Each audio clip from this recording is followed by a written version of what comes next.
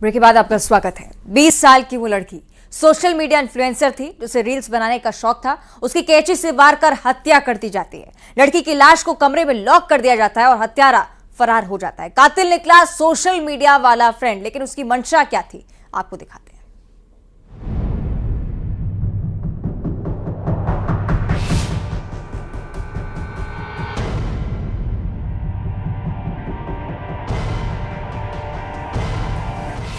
वो रील्स बनाने की शौकीन,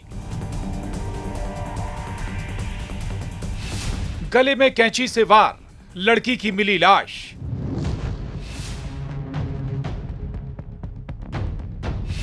दस दिन की दोस्ती और कत्ल। बंद घर का खौफनाक राज।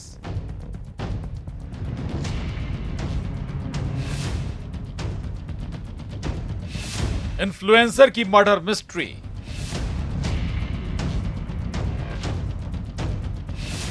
कत्ल की कहानी सुनाते वो 5 दिन। उम्र महज 20 साल।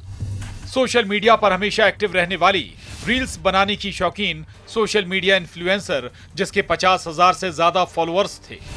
लेकिन सोशल मीडिया पर एक्टिव रहने वाली निकिता का कुछ दिनों से कोई पोस्ट नहीं आया। आखिर ये बात किस ओर इशारा कर रही थी? क्यों सोशल मीडिया पर वो एक्टिव नहीं थी? इस राज को खोला इंदौर के रावजी बाजार थाना इलाके की जबरन कॉलोनी में बने इस घर ने।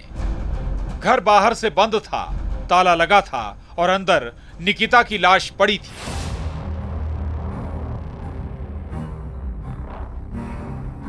इन्फ्लुएंसर का मर्डर हुआ था।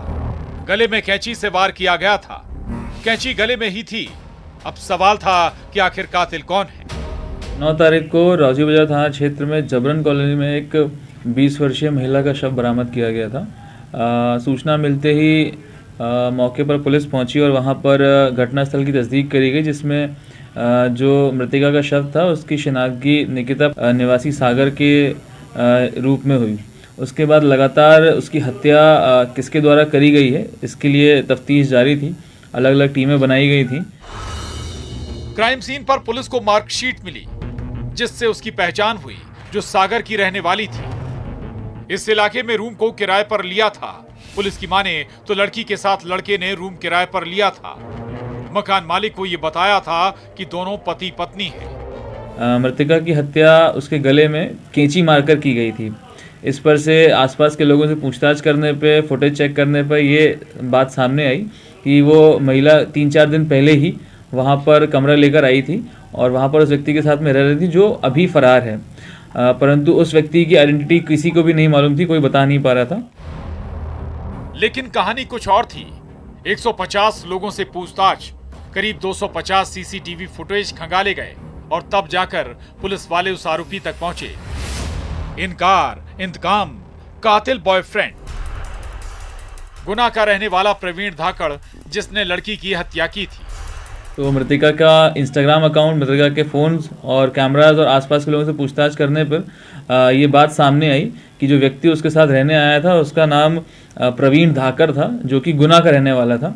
इंदौर में यहाँ गोदरेज कंपनी में काम करता था और लगभग 10 दिन पहले ही मृतिका से उसकी मुलाकात हुई थी। 10 दिन पहले दोनों की दोस्ती इंस्टाग्राम पर हुई।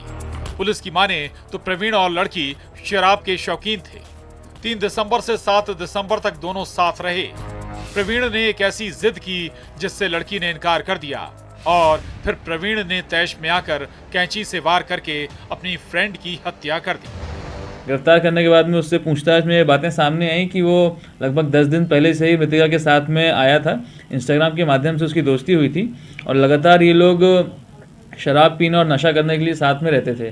दिनांक 3 से लेके 7 तारीख तक जो आरोपी है वो मृतिका के साथ था और ये लोगों ने नशा किया था।